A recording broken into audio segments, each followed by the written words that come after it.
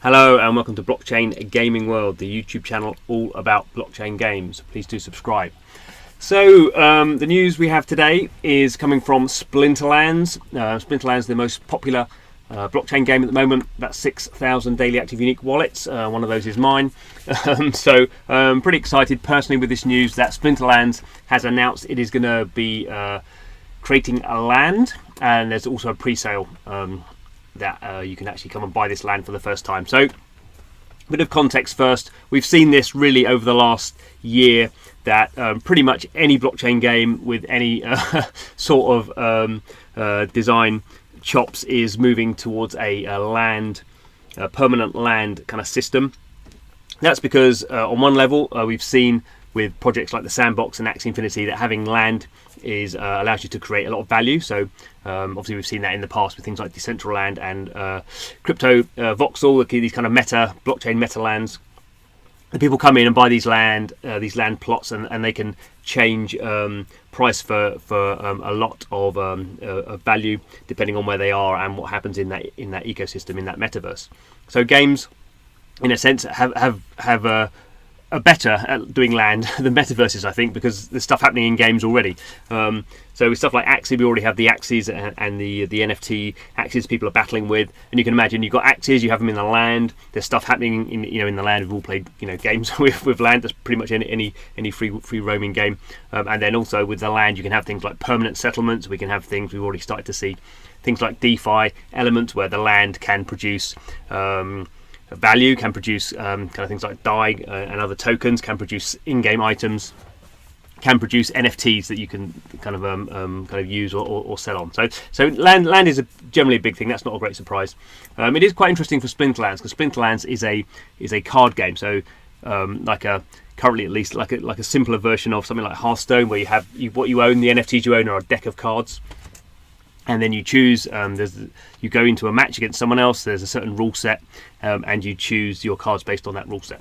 So the permanence in Splinterlands has been about card ownership, and now it's going to move to this land model. There's a lot of other stuff happening with this land model. I'm not going to cover that in this video. I'll do another video about the game design implications. Sorry, so excited. So I'll do another video about the game design implementation of land and what that means. But let's just go through the what's going on in terms of this physical land. So as generally happens with these games, there's going to be several waves of sale. So I think there are three waves of sales of land sales for Splinterlands currently announced. There's a whole bit of backstory here which we don't really need to worry about. I'm not a fan of backstory, but we can see here. So there is going to be 150,000 individual 10-acre plots for sale. So the smallest size is going to be a 10-acre plot, and there's going to be 150,000 of them. You can buy bigger plots and put them together. We'll see that. We can see here there's going to be 150 separate regions. Each region will be divided into 10 tracks, which will contain 100 plots. So that's the way it kind of breaks down. You can buy a plot or a tract, or I think you can even buy a region. We'll get down to that in a minute. Here we go. Yeah, we can buy an entire region. So you could buy, the smallest you can buy is one plot. You can buy, if you wanted to, 1,000 plots that will all be together. Contiguous is the word there that I was thinking. Shall I ever go at that as I failed to pronounce implications. Goodness.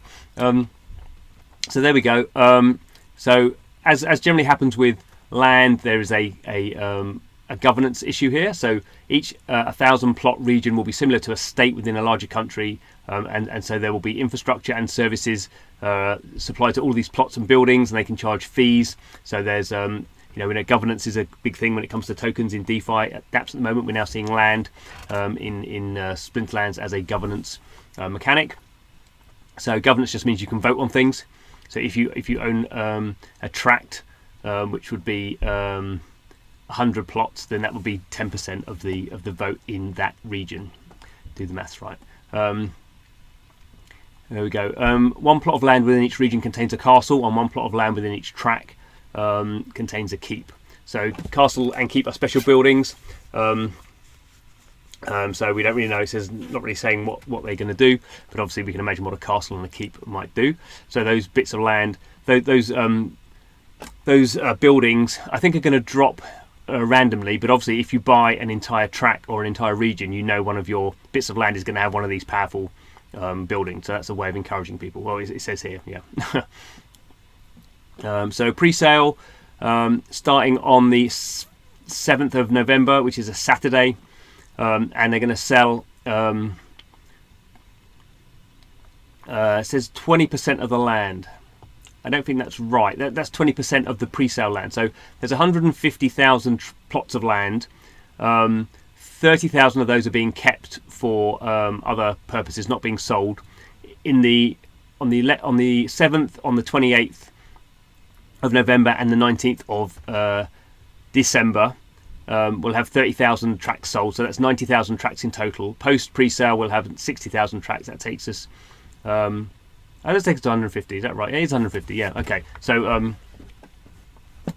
yeah, I take that back. So that is 20%, isn't it? Yeah, it's 20%. Yeah, okay.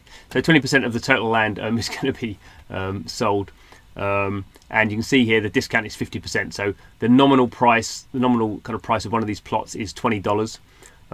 And you're going to get it for $10. If you buy 100, you're going to get it for is that even a bigger discount? Yeah, you get a bigger discount if you really want to kind of max out on land. It's interesting. One of the things that Splinterlands is good at is integrating kind of dollar prices. So you can see it's led with dollar prices, not led with crypto prices. Partly that's because it runs on Hive, and the Hive, the currency that they use, the DEC, is a designed for a different sort of, it's designed for buy cards, so it's a very highly nominated currency. So one DEC token is not worth very much at all. So they're doing that in dollars. What else can we see? So land can be purchased using dark energy crystals, credits, or PayPal. So credits is basically the in-game fiat currency. So credits is an in-game currency. It's not a cryptocurrency, but you can buy it using PayPal or crypto. Dark energy crystals is a cryptocurrency that is you have to buy. You can now buy it on Uniswap actually. You buy it on Uniswap or on Hive blockchain. And it also says 10,000 of the pre-sale plots. So the 60,000 plots that not going to be sold in this wave, 10,000 of those are going to be reserved for prizes. If you provide liquidity into the Uniswap, DEC, and Ethereum pool, if you provide that liquidity, you'll get some plots, other contests, and promotions. Okay, also if you involve it in the pre-sale, you'll get fungible tokens. So okay, blah blah blah blah blah. So these so the okay, so yeah, so to begin with, you'll get these fungible tokens to begin with, because the land isn't actually created yet on the blockchain. So you'll get there is an NFT, but you'll get them as fungible tokens, which you can trade obviously before the game is actually before they actually goes live in the game. And then once the expedition, which is basically unlocking the land, is completed, you can redeem them, and then you get the NFTs. So that's all for the future. So we have this other stuff, blah blah blah blah. I'm not going to go into all this detail. I'll put the URL in the notes so you can read the blah blah blah blah. And we can see here. So there's 150,000 plots on this Pretoria, but it looks like there are going to be other land as well. So there is something to be aware of, that this 150 plots is they're saying this is has benefits because it's the only land that will be only land that will be available on this in this particular island, Pretoria, but potentially other plots could be made available if it gets too busy. So these alpha lands will receive boosts in crafting and resource harvesting speed. So I won't go into too much detail about that. But if you buy a plot, you basically get these crafting and resource harvesting speeds, which then feed into another bit of the game, which is going to be new, which is going to be the use of items in the battles. And then I'm not going to read any more of this. There's some raffle stuff going on here, renting, and obviously risks. So don't expect. It's a good one. There are no guarantees the land expansion will ever get built. so as ever with anything on the blockchain, the value can go up, the value can go down, the value can go down to zero, obviously. So never spend money on blockchains that you can't afford to lose, because while everyone thinks Bitcoin's going to go up to $1 million, or some people do, obviously Bitcoin can go down to zero, and probably is more likely to go to zero than it is to go to $1 million, in my humble opinion. Final little thing here. This is interesting. So DEC tokens, there is in the minimum rate. It's like a fixed rate here. Minimum rate is 1,000 DEC to $1. So one DEC is worth a tenth of a cent. So if DEC tokens are trading below that rate on Uniswap or something, it means you can buy them at a discount and then use them in the game for basically get a bit of margin on there. So anyway, I'm not going to read any more of this. Why land? I would definitely say don't buy land if you haven't played Splinterlands. Splinterlands is a really nice game to play. As we said, these item and spell cards will not be available to buy in the game, so they will be mined by players with land. So that's kind of the point of having it. The point of owning land is that you'll get is potentially you'll be able to generate revenue from it. But this always obviously presupposes that Splinterlands continues to be a popular game. So that would be the kind of key thing to think about. And if you won't know that unless you play Splinterlands. If you play Splinterlands and don't like it, then don't buy land. If you play Splinterlands and think it's the best game ever, then probably you might want to think about buying land. That would be the way I would get my head around it. Anyway, thanks for watching the video. This is Blockchain Gaming World, where we think about blockchains and try and cover the news of what's going on and try and provide some context. And also provide some risk analysis. So all this stuff's risky.